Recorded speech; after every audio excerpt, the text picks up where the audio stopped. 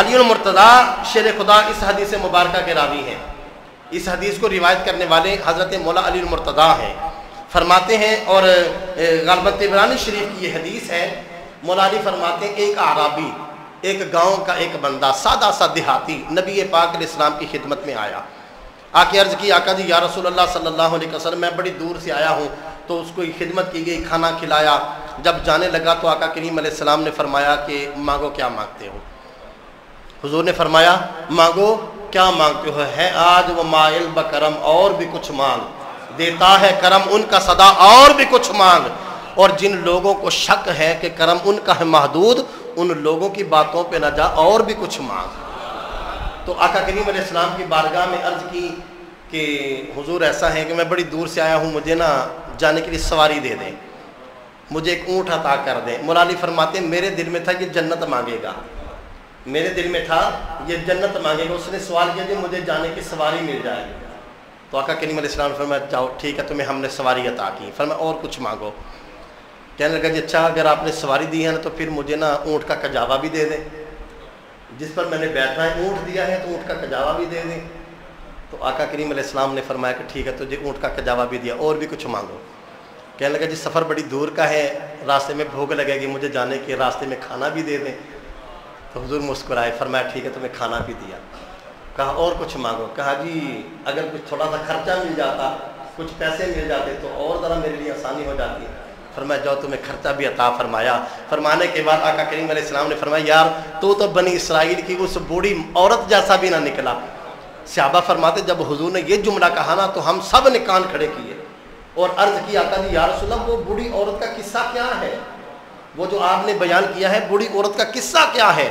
تو فرمایا کہ جب موسیٰ علیہ السلام اپنی قوم کو لے کے جانے لگے تو دریائے کلزم یا دریائے فرات کے کنارے پر آئے اور وہاں سے سارے سواریاں گھوڑے جب دریا میں ڈال دیے گئے تو گھوڑوں نے رخ دوسری طرف کر لیا. تو بار بار ان کا رخ سیدھا کیا جائے وہ دوسری طرف کر لیں. تو میرے اور آپ کے آقا مولا صلی اللہ علیہ وسلم فرمایا کہ پھر موسیٰ علیہ السلام نے اللہ کی بارگاہ میں عرض کی باری تعالیٰ مجھے لگتا ہے کہ یہ تیرے حکم پر معمور ہیں، یہ وجہ کیا ہے، سواری سیدھے رستے جاتی کیوں نہیں ہے. تو حضرت یوسف علیہ السلام نے وصیت کی تھی جب آپ کا وصال ہوا کہ جب بنی اسرائیل مصر سے جائیں تو میرا تابوت نکال کر وہ بھی ساتھ لے جائیں، جہاں میرے آباء و اجداد کے مزارات ہیں میرا بھی مزار وہیں پر بنے، میری کی قبر وہیں پر بنے. تو فرمایا یوسف علیہ السلام کا تابوت ہے یہاں پر، وہ نکالیں.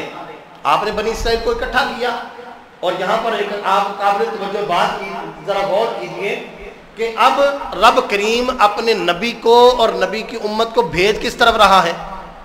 اپنے عقیدے پر فخر کیا کریں اور خوش ہوا کریں کہ اللہ کریم نے ہمیں ایسا پاکیزہ اور ستھرا عقیدہ عطا فرمایا ہے. جناب موسیٰ علیہ السلام جب آپ نے عرض کی تو پھر بنی اسرائیل کو اکٹھا کیا. فرمایا کہ یار یوسف علیہ السلام کی قبر کہاں ہے، ان کا تابوت ساتھ لے کے جانا ہے. کہا کہ جناب ہم میں سے تو کسی کو پتہ نہیں، ایک بوڑھی عورت ہے بہت بوڑھی ہو چکی اس کو پتہ ہے.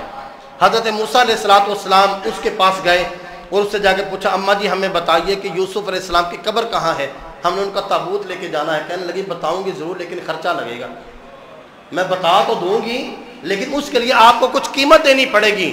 جناب موسیٰ کلیم اللہ علیہ السلام فرمایا اماں جی بتاؤ کیا قیمت ہے.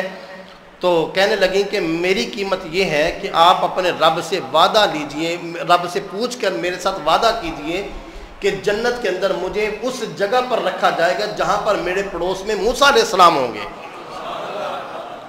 تو حضرت موسیٰ علیہ السلام نے فرمایا کہ میں اللہ کی بارگاہ میں عرض کرتا ہوں اللہ تمہیں جنت دے گا، اب مقام کے لیے تو ٹھہر جا. اس نے کہا نہیں مجھے جنت بھی چاہیے اور جنت میں موسیٰ کا پڑوس بھی چاہیے.